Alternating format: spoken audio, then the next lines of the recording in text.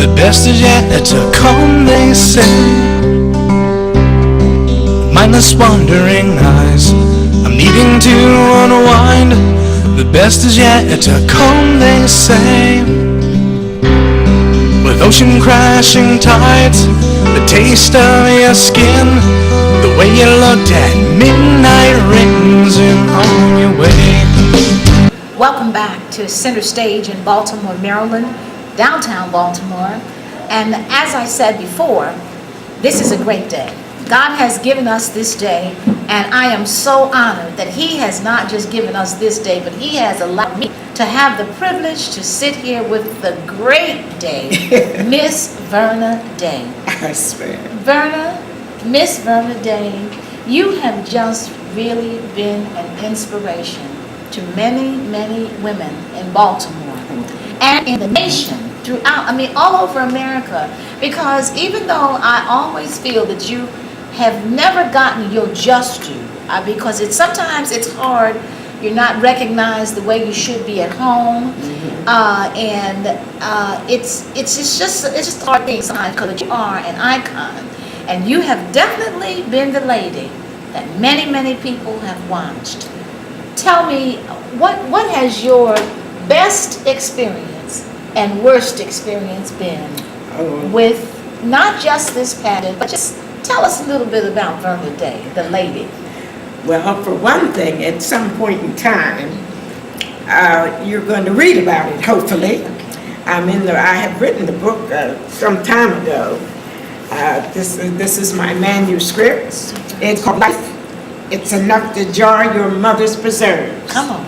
And I plan to try to get this published this year, which will tell you. And one of the reasons I decided to get this in writing, I want people to understand what made that crazy Verna Day tick. A great Verna Day. Yes, because life has not been, a crystal stairway, as Langston Hughes would say.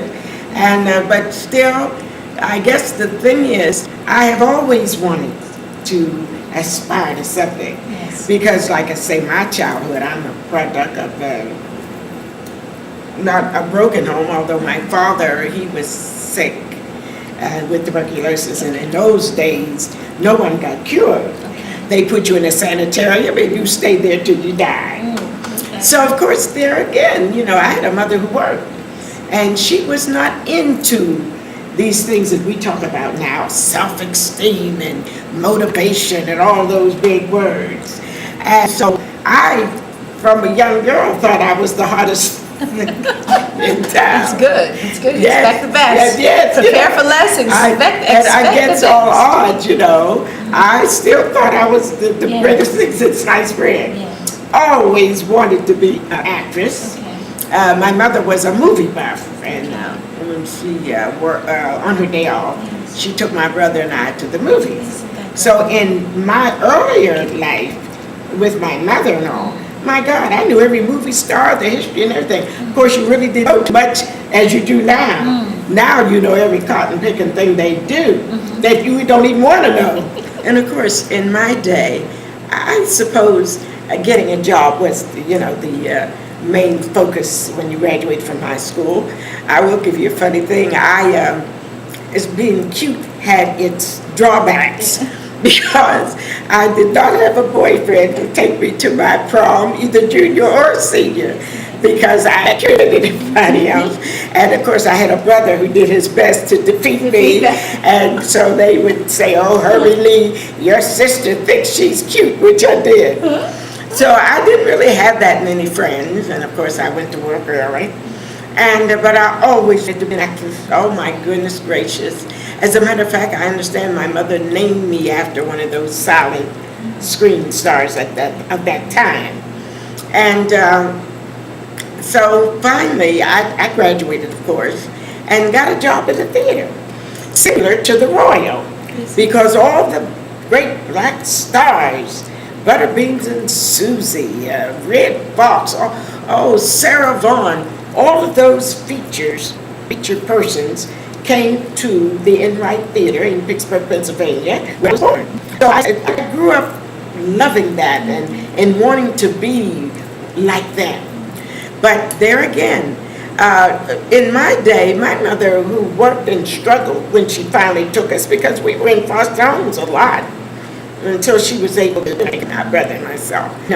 My brother, he kind of resented me because I did think I was cute, and I was very talented. See, these are the things that parents, most those that you see young children doing these things, it's because the parent sees it, and they want that for their children, and so they push them. So I can truly say, I could write, I could talk, I made jewelry, I fashioned my own clothes because we didn't, my mother couldn't afford to buy me, all the things that kids get. And of course, the funniest thing about it is my brother, he resented, I accepted. And that's the secret in life too. Some things, come on, you have to accept. And you can't let it make you bitter. So my brother and I, we really had a little issues with each other because I was smart and so was he, but I thought I was something and his esteem was very low. So I did aspire. I did go take that test. Wonderful. Well, Herbert, he went the other way. So like I say, this is business, you do rise above, but it's how much you want to do it. You see, and you can, in a lot of things, not only in my family, but in other families. We want to blame everybody but ourselves. I never blamed anything of the shortcomings in my life. You brought up a really good point, Verna. You said in my day, it was not a bed of roses, okay, coming through. And I know as a dynamic actress and being a beautiful woman, first of all, it's not easy for an attractive African American woman with confidence. It's not easy for an attractive woman, period, that has confidence in herself, because you get it from all angles. You get it from other women, you get it from everyone who just wants to kind of push you down, out of it. Someone sees you doing something, they want to give some negative feedback on you so that they can then say, let me push her down. Yes. But you rose above all of that. You were a lily in the middle of a cesspool. In spite of that, back then, today, you have artists like other actresses who have made it. They were launched from places like the School for the Arts and the Chesapeake Center for the Arts. That's brings out some artists. Today, in my day, and in your day, because I'm up there too. I'm over 50, and in my day and in your day, there was not a such thing for artists. And tell me about that. Another thing is like my parents. You see, as you mentioned, they were pushed. But my mother, my dream, I was going to New York to be an actress. Yes. And when I passed that government test, well, to my mother, that was the epitome. And I'd laugh about it now. She would say to me, now listen, Verna, when you get to Baltimore, because I had an idea, I was going to get on the bus. And I knew New York was somewhere out there in the Netherland. And I was going to get off and try my talent in New York. But two things in my day, I keep saying, but it's true. You obeyed. Whatever they raised you with, you obeyed, fear or whatever it was. So when I passed the test, my mother apparently could read my mind, because she told me, don't you go to New York. I dare you to get off that bus. If you do, I'll search you the world over. And when I find you, baby, your butt is mine. And you don't think I believe that? I know you did. No, I didn't know how big New York was. I know you did. So of course, she didn't see my talent. My mother didn't see my brother was an artist, bar none, and went the wrong way.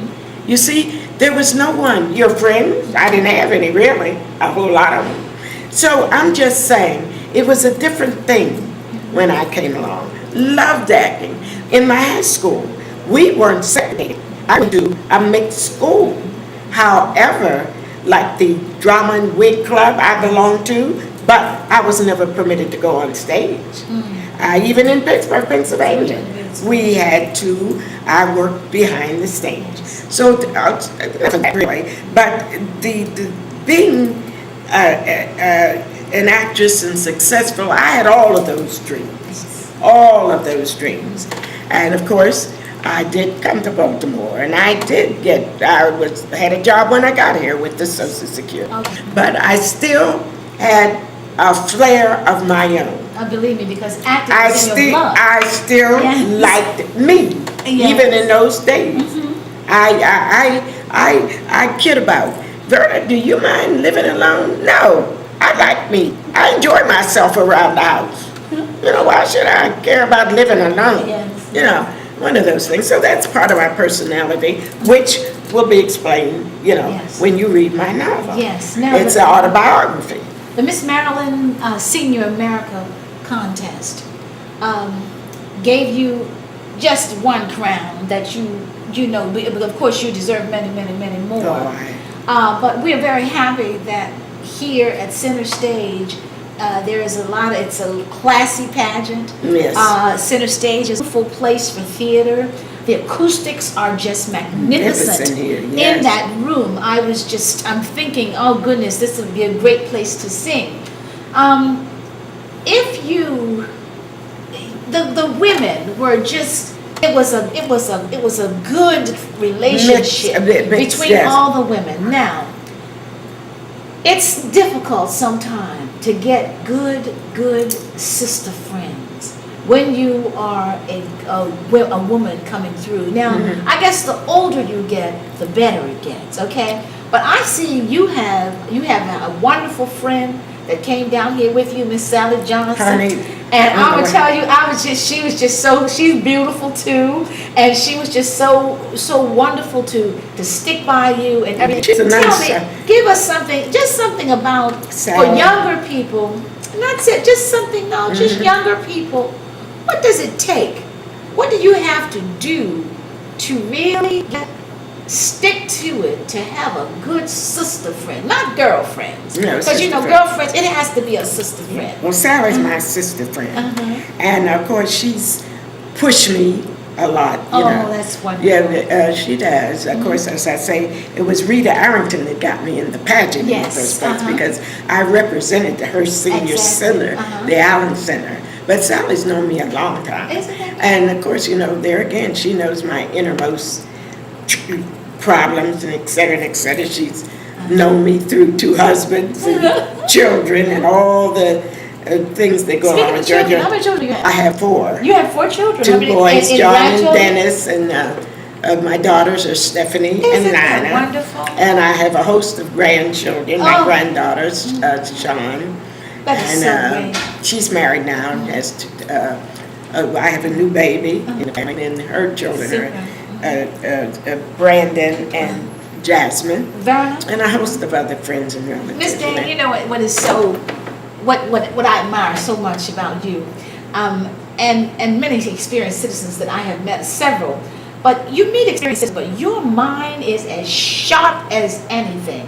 You have a memory that is phenomenal. I watched you do Phenomenal Woman, and I'm telling you, like no one else, you can do Phenomenal Woman. And then after every phrase, you brought me to the electric slide, girl. I was like, this is awesome. I'm like, okay, that is awesome. This is what I want to do. This woman, a sharp mind. What's a good secret to keep your mind sharp? My father-in-law is 95 years old, and I mean, his mind is as sharp as anything. What did you all do? Tell us what the secret is so that we can make sure we do it. Well, darling, I don't know whether there is a secret because you'd be surprised. In everyday living, yes, I'm not that sharp. Like you asked me for maybe a phone number or Sally say, and now my girlfriend has a sharp mind. She can remember all the trips and things we used to take our children on. Don't you remember? No. Not only that, I write everything down. That's good. But learning or memorizing, that's the basic word. Memorizing scripts and poems and all of my things that I do, yes. Okay. Once it's there, it's kind of cemented in. But there again, and I'm not a great reader, But still, I am amazed because people say that I have an energy, You do. and that it has to be a gift from God. You do. It is a gift from God. I know that I have, people who know me know that it doesn't matter how good it looks, how good it sounds, it's how it feels to me. Yeah, yes. There's an energy around every single thing and people and places, and if you can walk into a place or walk up to a person and their energy takes over you. Yes, well, you have an energy. I can do that, yeah. Ooh, you have an energy that is just so fantastic. And yet, don't worry, It is so there are times that I don't have to do that. My energy, I can really say this is the real Verna. When I'm home, yes. I don't have to glue nothing. I can be me. And that is slow and whatever. Which also proves what I told you, I'm a Smithfield ham. Because all I need to do is see an audience and Verna's gone. Okay. And just like tomorrow night, Okay. I'm in pain. But I'm here to tell you, all I need is see that audience out there, and the Lord knows I better be cool. You know, folks, as the wife of Frederick Douglass IV, we travel throughout the country. And one of the things that Fred and I really always want to leave audiences with is how important it is for people of all races, creeds, and colors to come together as one and to be able to get along and to live as Americans. It is very important that that happens because hatred is very bad. It hurts the person who hates each other. Now, since we are constantly spreading love, the one thing that I always think about, or the one person that I always think about, is you, Miss Verna Day. Because even in a time when people were just so divided that it would just make you upset, people get so divided over one little thing or another. That's like we say, you're going to meet your covey somewhere in life. He's going to tell you you're too tall, you're too short, you're too fat, you're too skinny, you're too dark, you're too light. Yeah. You're too black, you're too white. But to make that where we all just come together, the one thing that you do that I always admire, and I hope that if anything that God could give me, that I can do this at some point in my life, hopefully now, is you cross all audiences. White, black, Gentile, Jewish, Asian, you cross all audiences. Everybody loves Verna Day. And that is important, Miss Day, because if we don't come together, we have to face issues and problems that each other we have suffered, but we must face these issues with love for all people, not for one group, but for all people. Give me, what was your secret? How did you do it, lady? You cross every audience, everybody. Doesn't matter what color. Everybody knows. Everybody loves Miss Verna Day. I've seen you in commercials. I've seen you on stage at big events. You've done over 100 speaking engagements since your crown, since you were crowned. And that is just phenomenal for a woman 80 years old with your energy, your spirit, your love.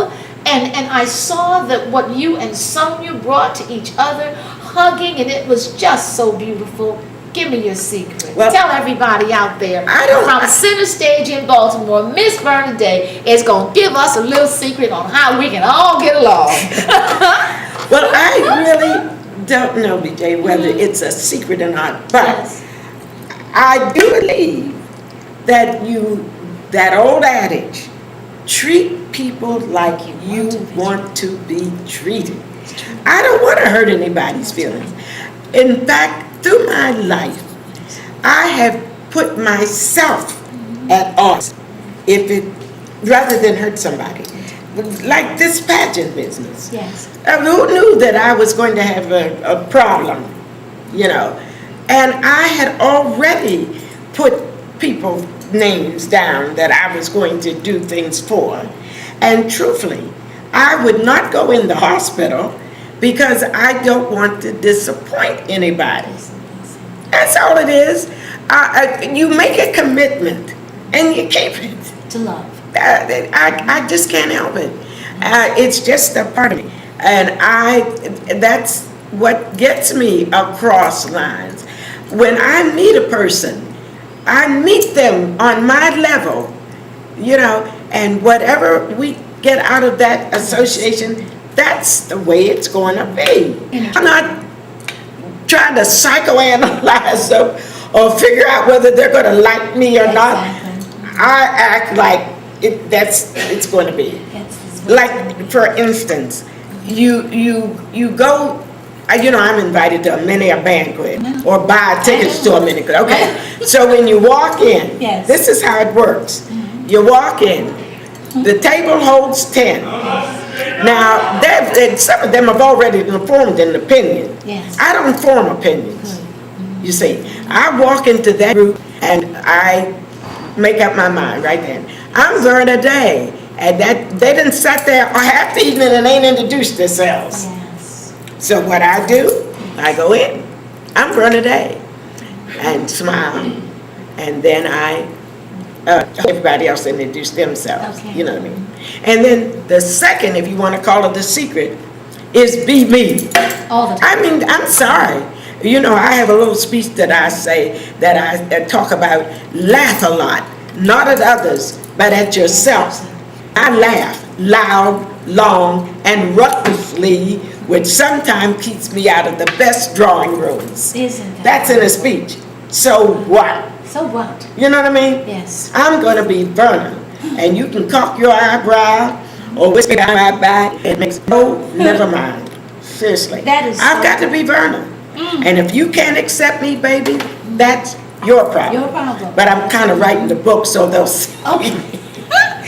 What makes a Verna Day? Yes. What makes a Verna Day? Well, I'm going to tell you, those of us who have watched you have come to that conclusion that I'm not going to walk into a room and feel upset about anything that anyone thinks of me or the way I look. You can't. It's you. I'm going to, because I would see you walk in, lady, you would have your hat on or whatever, and you would walk in the room and command.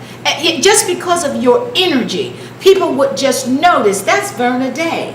Okay, or who is that lady? Even if they didn't know you. I know the first time I saw you, I didn't know you. But I said, who is that lady? She is dynamic. And then they called your name and you went up on stage and did the most dynamic presentation.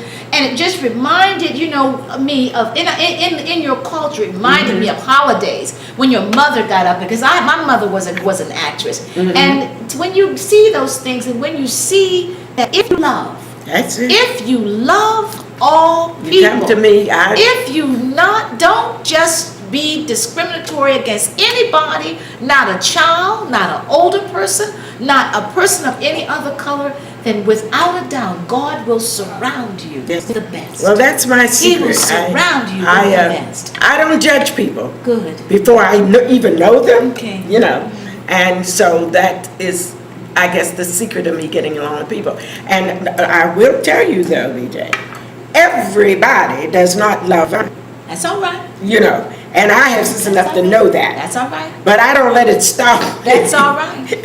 From being with them or whatever. There's no one person that's loved by everyone. Yeah. My mother used to say, you're going to ride the donkey or you're going to carry. So she said the best thing to do is please God. Please yourself and God. Because somebody will not like you because of this and somebody's going to like you because of that. But you can't please anybody except yourself and God. So you love yourself and please God. For an example, when I first started out with Phenomenal Woman, I was in an evening gown and all. But Miss Show Off Verna decided to make it a little more exciting. So that's when I put on, the short jacket and the thing like that. Now, there's no two ways about it. Some of the places that I had performed, the women my age, girl, they look at me terrible. That's all right. I switch right on by them and keep it on. Keep it on. But so you got to feel good about yourself too. That's something else.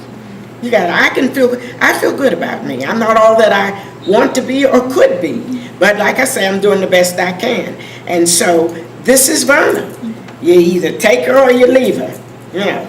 And that also gets me through these roads I'm traveling, you see. And I still say that you cannot let anybody dictate to you what you can do and what you can't not do. Okay. Because if you do, you're safe, you know. I love it. And I don't tell it, look, this hair, I just recently had hair. I'm a product of wigs, the bush, and all of the various hairstyles that have come and gone. My husband died so shortly after our marriage, and I don't understand it, but my hair began to grow. Isn't that so? Girl, you need to put that stuff up. Really? Well, you get used to it. Because Verna, from here on in, I love my hair. And I'm wearing it down, and it will be down. I don't let anybody embarrass me or get on me about long hair. I you know, whatever.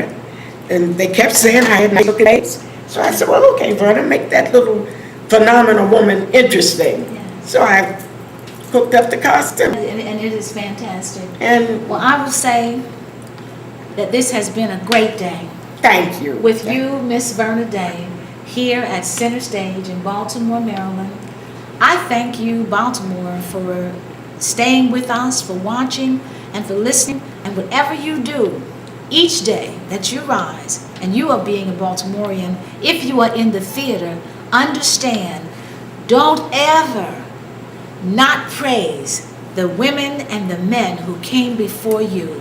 And you, Miss Verna Day, I thank you for all that you have given to all of us who are trying our hand at this acting thing. Yeah. Thank you very much. It's my Thank pleasure. you. And Thank if I you. can be of service to anyone, Oh, thank you. you know, Thank I'm you. there. I'm Okay, there. thank you. In fact, one of the secrets I have to admit is you have got to want to do it, Yes.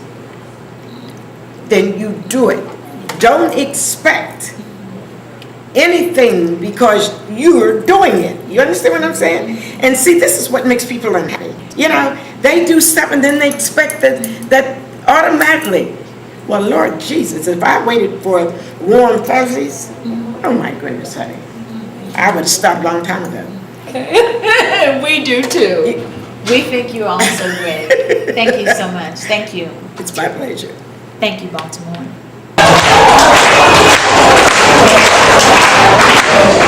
Now, when I come into a room as cool as you please, oh honey, they just stand up or fall down on me. They fall around me like a hot dog, honey.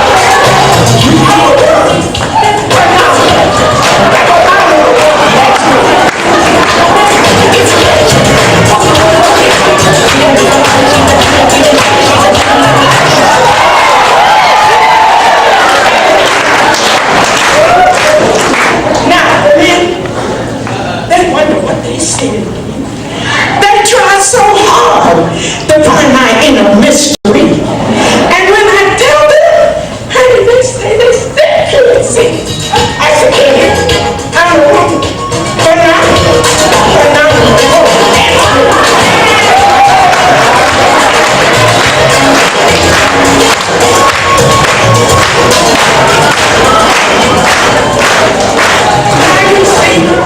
While my eyes are around, I don't need to jump or talk.